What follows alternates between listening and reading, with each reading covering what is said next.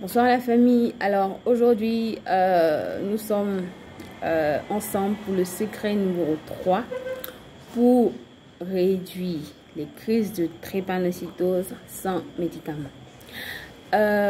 Aujourd'hui, le troisième secret, on va parler de la gestion du stress. Donc, pour résumer, donc le premier secret, on a parlé de la nutrition.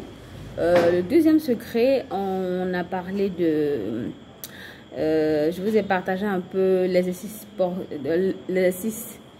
physique, pourquoi c'est important et comment est-ce que ça peut vous permettre de réduire les crises sans médicaments, bien sûr. Et ce troisième secret, c'est comment est-ce que vous arrivez à gérer le stress au quotidien. Alors, on va voir deux points essentiels aujourd'hui. Voilà, on va parler de la notion du stress et de ses conséquences sur le drépanocytaire. Voilà, et on va parler des mécanismes de gestion du stress. Voilà, donc ce sont ces deux points-là essentiellement que nous allons voir. Alors, concernant disons, les notions du stress, il faut dire que le stress est, comment dirais-je, peut être défini comme une réaction naturelle, d'accord, face à une situation qui est perçue par nous comme une menace ou qui est difficile à gérer. Donc, c'est une réponse physiologique. Donc, d'abord, elle a une réponse vis-à-vis de notre corps et elle a une réponse aussi psychologique, donc au niveau de notre esprit, de notre mental. Donc, cela prépare notre organisme face à cette pression-là particulière ou cette situation que nous vivons à un moment précis de notre vie. Voilà. Donc, cette réaction du corps-là est connue sous le nom de stress. Voilà, donc le stress va faire quoi? Au niveau physique, va libérer des hormones telles que le cortisol ou l'adrénaline. Ça dépend de la situation que vous vivez. Ça peut être une situation de stress, ça peut être une situation difficile où vous avez besoin de réfléchir à une réponse ou bien à trouver une solution bien définie.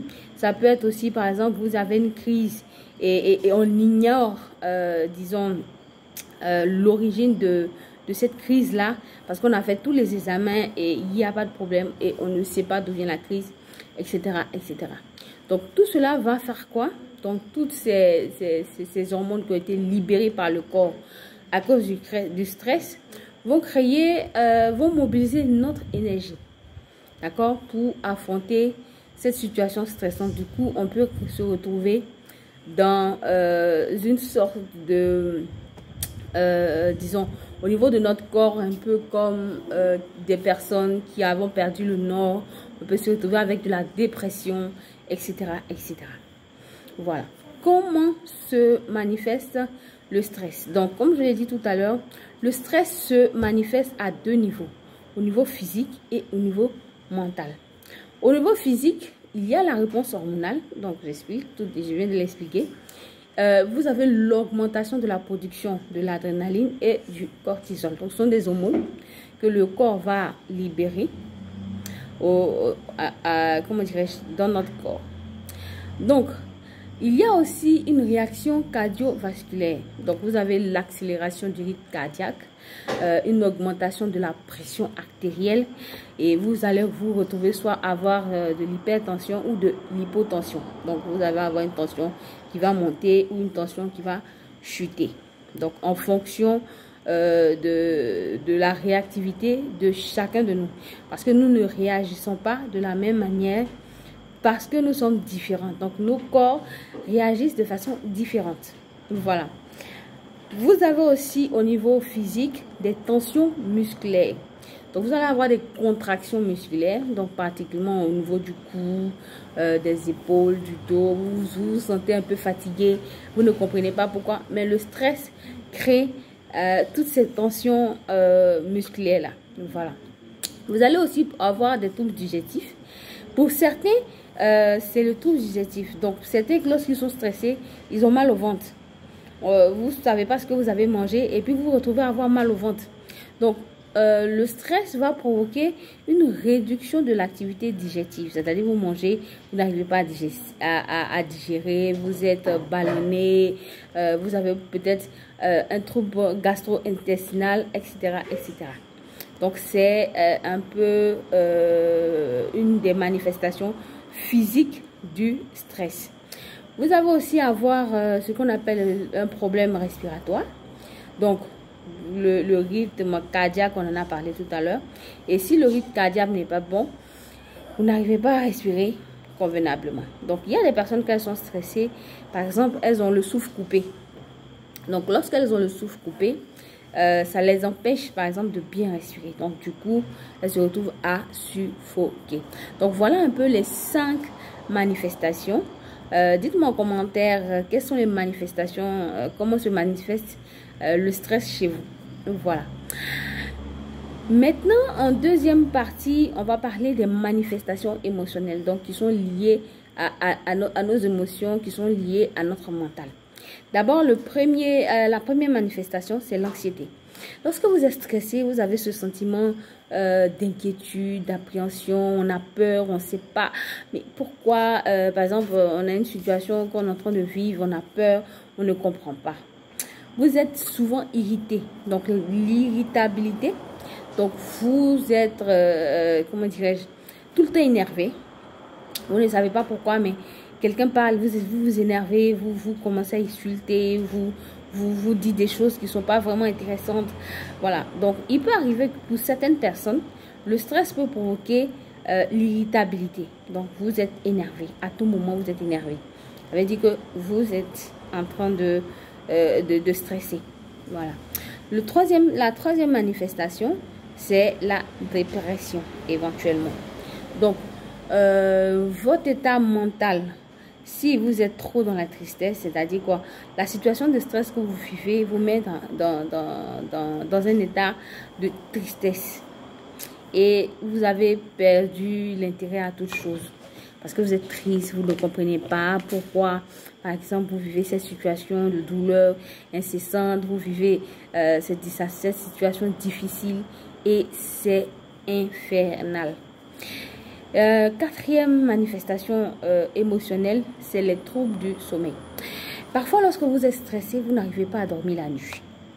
C'est-à-dire quoi? Votre sommeil est soit agité, soit vous dormez, mais le corps ne se repose pas parce que l'esprit est en train de penser à la situation que vous vivez, la situation de stress que vous vivez. Donc, du coup, vous avez soit de l'insomnie, soit un sommeil agité avec des rêves, des cauchemars, etc. Ou vous avez une fatigue persistante. Donc, vous savez quoi? Vous reposez, mais en réalité, quand vous vous réveillez, vous êtes tout fatigué, avec des coups battus et tout ça. Donc, ça, c'est l'une des manifestations du stress. Et enfin, la cinquième manifestation émotionnelle est la difficulté de concentration. Donc, cela vous empêche, ça diminue votre capacité à vous concentrer sur vos tâches spécifiques. Ça peut être le travail, ça peut être par exemple un parent qui a un enfant drépanocytaire qui parfois ne comprend pas pourquoi l'enfant a eu la crise, on fait des examens, on ne comprend pas, peut stresser. Donc du coup, il n'est pas concentré pour son travail. Pendant son travail, il pense simplement à son enfant qui est souffrant. C'est valable aussi pour les drépanocytaires qui sont en crise. Voilà. Donc, c'est ces situations-là que nous pouvons manifester lorsque nous sommes stressés. Et cela, c'est au niveau émotionnel. Voilà. Donc, s'il y a des personnes, disons des psychologues, je pense que c'est pas tout, hein, c'est pas exhaustif. J'ai énuméré certains. Il y en a assez. Donc, c'est essentiellement les plus courants. Voilà les manifestations les plus courantes au niveau physique et au niveau émotionnel que je vous présente ici. Voilà. Donc, quelles sont les sources de stress? Donc, d'où vient le stress? Pourquoi est-ce qu'on a le stress? La première source, c'est la source personnelle. Et puis, on peut être stressé face à des relations interpersonnelles. Donc des conflits familiaux, des disputes, des difficultés relationnelles avec des amis, au travail, à l'école, etc., etc. Parce qu'il y a parfois des trypanocytaires qui sont beaucoup fustigés à l'école. On les traite de personnes faibles, des personnes qui tout le temps malades, qui font exprès par exemple d'être malades, qui ne font aucun effort pour faire des activités physiques, etc., etc. Donc ça peut arriver. Voilà. Il y a aussi, disons, les changements de vie importants. Par exemple, le mariage. Lorsque vous entrez dans une période où vous devez vous marier, il y a le stress qui peut survenir. Le divorce, le déménagement, vous quittez une ville pour une autre ville, vous perdez quelqu'un, ou un bébé vient de naître, etc., etc. Donc, il y a toutes ces situations-là qui peuvent influencer ou qui peuvent être des sources de stress. Moi, je me rappelle quand j'ai eu le bac, que j'ai terminé les études, venir à Abidjan travailler était vraiment dur pour moi. Voilà, c'était une source de stress parce que je quittais un peu le cocon familial et c'était pas facile pour moi. Donc j'avais de l'insomnie, j'avais un peu, souvent parfois même des problèmes gastriques. J'avais mal au ventre, mais je ne sais pas pourquoi. En fait, c'était parce que j'étais stressée. Donc voilà.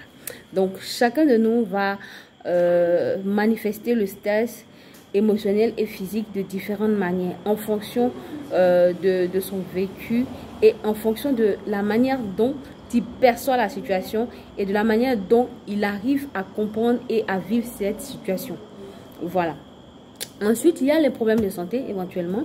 Donc, la drépanocytose qui est un autre sujet. Donc, ça peut être, comment dirais-je, un membre de notre famille, ça peut être nous-mêmes, etc. Donc, ce qui peut être une source de stress. Quand vous pensez que vous devez aller à l'hôpital, que vous avez dépensé peut-être, je dirais, peut-être un minimum de 50 000 et que peut-être que vous n'avez pas les sous, c'est une source de stress. Vous faites une crise et vous voyez que vous êtes en plein milieu de mois, vous n'avez pas assez d'argent, vous ne savez pas peut-être vers qui vous tournez ou il faut prendre des crédits. Ce sont des sources de stress. Voilà, vous avez aussi les pressions financières. S'ils sont des problèmes d'argent, des dettes, des préoccupations financières, c'est pas toujours évident. Voilà, qui peut créer le stress, qui peut être une source de stress. Vous avez aussi l'équilibre travail, donc vie personnelle. Donc, comment est-ce qu'on arrive à concilier nos obligations professionnelles et nos vies personnelles? C'est pas toujours évident. Il y a certaines personnes qui n'y arrivent pas et c'est vraiment dur, surtout pour certaines mamans ou bien tout qu'aujourd'hui, nos aides de maison ne sont pas stables. À tout moment, vous trouvez quelqu'un qui vous aide et après le mois ou 2 mois après, cette personne est partie. Vous êtes obligé de recommencer à zéro. Donc tout ça, ce sont des sources personnelles de stress. Vous avez également les sources professionnelles. Donc vous avez la charge de travail, des délais serrés, surcharge et vous avez des responsabilités accrues. Ça peut créer des sources de revenus ou des objectifs à atteindre et que peut-être la fin d'année arrive et que vous n'avez pas encore atteint peut-être le 3/4 de vos objectifs. Ça peut créer du stress. Vous avez aussi les relations au travail, les conflits avec les collègues, les supérieurs hiérarchiques et même parfois avec des clients et c'est pas toujours évident. Vous avez aussi la sécurité de l'emploi. Du fait de la drépanocytose, il y a les drépanocytaires qui sont tout le temps malades, peut-être qui peuvent s'absenter, au niveau du travail. Donc, ça peut se faire de manière répétée. Et quand c'est comme ça, l'employé peut ne plus vous faire confiance pour beaucoup de choses. Donc, ça peut être cela aussi une source de stress. Donc, il est important, parfois, même quand on est malade, on va au travail, on le fait parce qu'on ne veut pas paraître aux yeux de nos employeurs comme des personnes. Et ça crée du stress et ça crée des soucis de santé. Voilà. Vous avez également le manque de contrôle concernant les tâches ou les décisions que vous devez prendre qui, par exemple, par exemple, vous devez prendre une décision. D'accord? Et par exemple, cette décision-là doit faire intervenir tel ou tel. Et par exemple, la personne qui doit intervenir n'est pas disponible et vous avez du mal Donc tout ça, ça crée du stress. Ça crée vraiment du stress. Voilà. Quelles sont les conséquences du stress sur la santé mentale et physique? Voilà. Donc, sur la santé physique, comme je l'ai expliqué tout à l'heure, il y a un problème au niveau du système cardiovasculaire. Donc, le stress peut contribuer à l'augmentation de la pression artérielle. Vous avez aussi un problème d'affaiblissement du système immunitaire. Et le stress va affaiblir votre système immunitaire et rendre votre corps plus vulnérable aux infections et aux maladies. Voilà. Et ça va permettre aussi, disons, un problème gastrique dont j'ai parlé tout à l'heure. Ensuite, au niveau comportemental, disons les mauvaises habitudes de vie que nous avons, comment dirais-je, donc en réponse au stress, il y a des personnes par exemple qui vont consommer des choses, par exemple grignoter. Moi, quand je suis stressée, je grignote beaucoup des biscuits. Tu vas me voir que j'achète beaucoup de biscuits et je suis tout le temps en train de grignoter. Or, quand vous le faites, vous détruisez votre système immunitaire et cela affecte beaucoup votre corps. Donc, il est important de faire attention à cela parce qu'il y a des conséquences comportementales. Voilà. Ensuite, lorsque vous ne soignez pas votre stress, d'accord? Lorsque vous n'arrivez pas à gérer le stress, il se crée un stress, pardon, une réaction en boucle, d'accord? Donc, le stress généré peut créer un cycle continu qui va créer encore des problèmes de santé, des problèmes mentaux et davantage de stress va augmenter encore cette spirale de négativité. Donc, il est important de faire attention et de guérir de son stress, de se libérer de son stress. Voilà.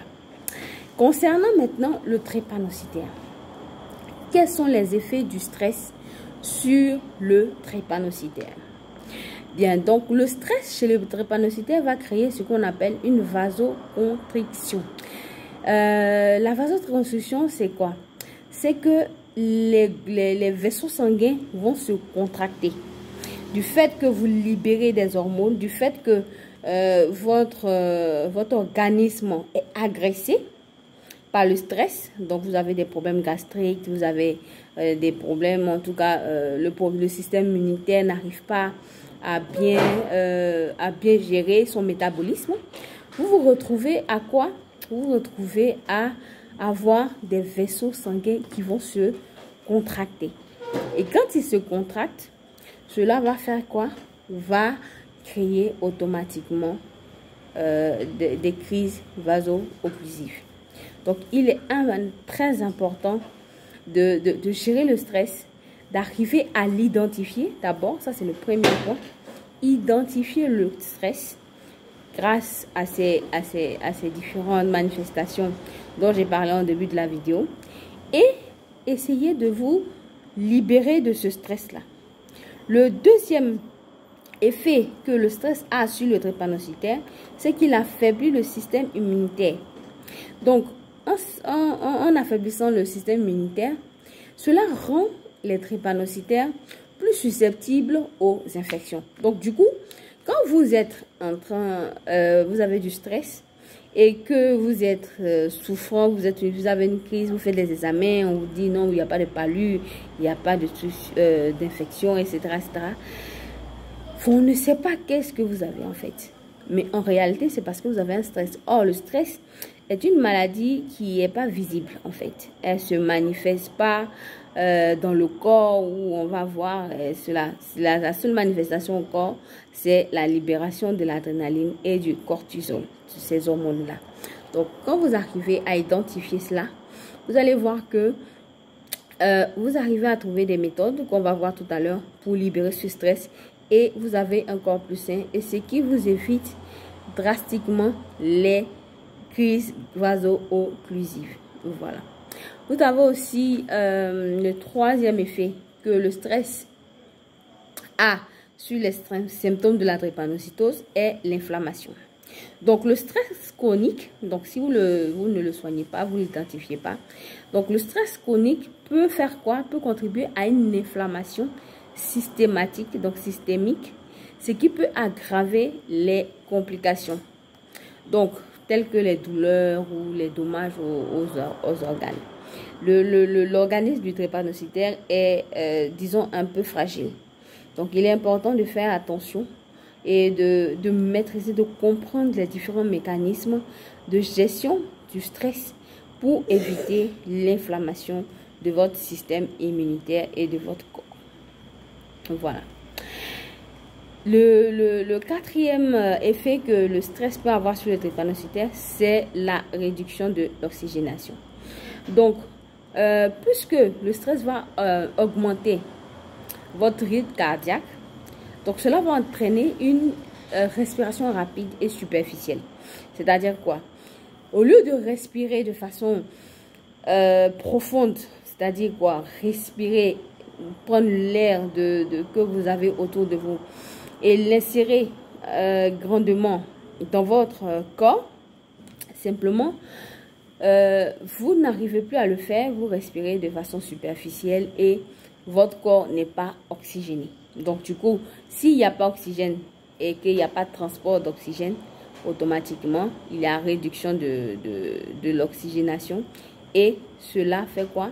Cela crée ce qu'on appelle l'hypoxie tissulaire, pardon. Et cela crée automatiquement des crises vaso-occlusives. Voilà. Et éventuellement, vous avez l'impact psychologique.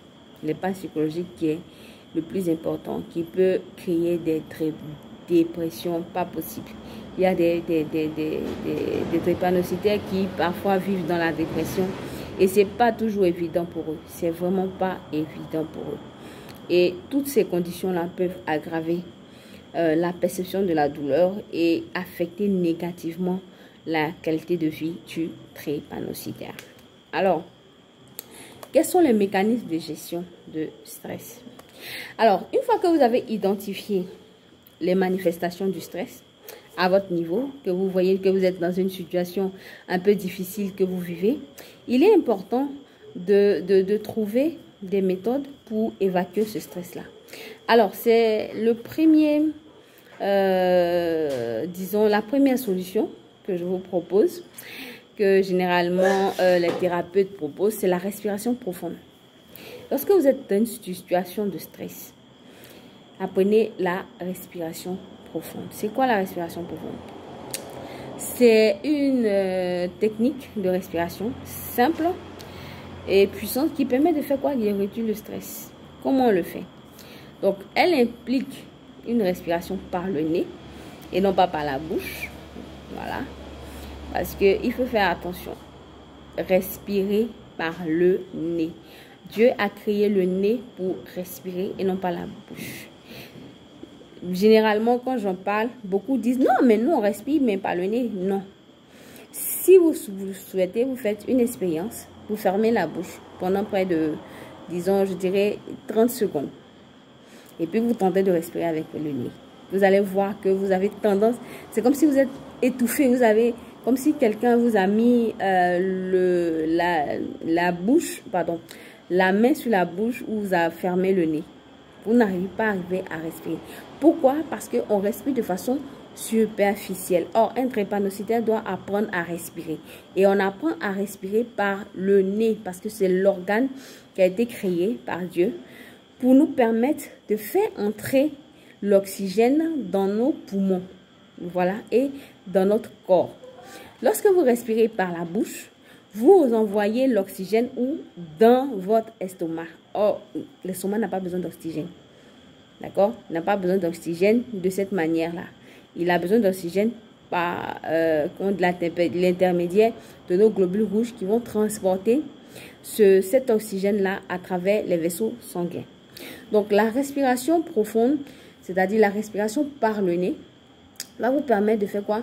Va vous permettre non seulement de réduire le stress, va vous permettre d'avoir une meilleure oxygénation et va baisser votre tension artérielle.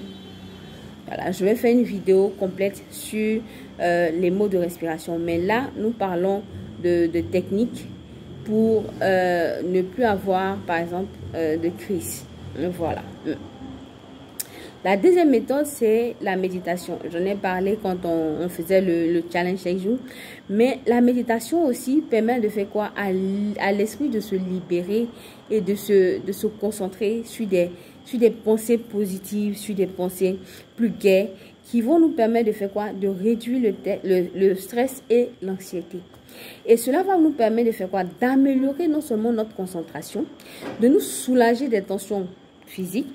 Pourquoi? Parce que lorsque vous êtes stressé, vous avez des problèmes au niveau du dos, du cou. Parfois, vous êtes là, vous dites, oh, j'ai mal au cou, j'ai mal au dos, etc., etc. C'est le stress qui provoque cela. Souvent, ça peut ne pas être le stress, mais le stress provoque aussi ces symptômes-là. Donc, ça va vous soulager ces tensions-là. Et cela va vous permettre de faire quoi? D'avoir un mieux-être et vous allez libérer des hormones de joie, de gaieté. Et voilà.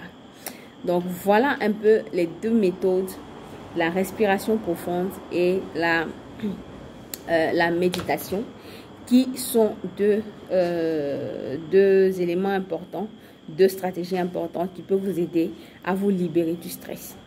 Aussi, vous pouvez vous faire un bon dîner, une bonne sortie avec vos amis ou votre famille. Ça va vous libérer du stress. Parfois, sortez du quotidien, sortez des sentiers battus. Ça vous permet de faire quoi? D'oublier un peu les soucis du quotidien et de vous régénérer au niveau mental. Voilà. Au niveau de l'Europe, il y a ce qu'on appelle les thérapies cognitives comportementales pour aider à gérer le stress. Bon, je ne sais pas si on en fait ici, je ne sais pas, mais je sais que dans les pays développés en Europe, aux États-Unis, ça se fait. Donc, les thérapies cognitives qu'on appelle les TCC, ce sont des approches psychologiques qui aident les patients, drépanocytaires aussi ou pas, à gérer le stress. Et ça leur permet non seulement d'identifier les pensées et les comportements qui peuvent être nuisibles, mais également à les modifier. Voilà. Donc, ce sont des techniques qui sont encore, je dirais, pas connues forcément dans nos pays africains. Mais s'il y a des thérapeutes dans le groupe ou des personnes, par exemple, qui pourraient nous en parler, voilà, ce serait vraiment intéressant. Voilà. Donc, voilà 4 techniques pour gérer le stress au quotidien. Alors, si vous arrivez à gérer tout cela, vous allez voir que les crises vont se réduire et puis vous n'allez plus faire de crise. Moi, j'ai compris que pour les situations pour lesquelles je n'ai pas d'influence, je ne m'en mets pas. Je laisse le divin gérer ce qu'il a à gérer. Moi, je fais ma part et puis j'attends jusqu'à tout se décale. Et j'ai compris que ça fonctionnait. Ça fonctionnait convenablement. Quand il y a une situation difficile, je m'assois, je fais ma méditation, je fais ma prière également. Et puis je confie tout à l'Éternel parce que c'est lui qui peut-être a suscité cette situation pour que je comprenne quelque chose. Et si je m'entête peut-être à vouloir créer ou bien à vouloir trouver seule la solution, vous allez voir qu'on va buter. Or, si vous laissez faire, souvent laissez couler, laissez faire ce qu'il y a. Et puis vous allez voir que la vie sera plus belle. Et plus belle sans quoi? Sans des crises de drépanocytose. Alors on en a fini. Demain on se retrouve pour le 4e secret. Et je vous souhaite un excellent début de week-end. Alors si vous avez des questions, vous pouvez toujours les poser en commentaire. Et n'hésitez surtout pas. S'il y a des sujets que vous souhaitez qu'on aborde, posez-les. S'il y a des thérapeutes aussi dans le groupe qui peuvent renchérir aussi ce que je dis, ce serait vraiment intéressant. Voilà, portez-vous bien et que Dieu vous bénisse.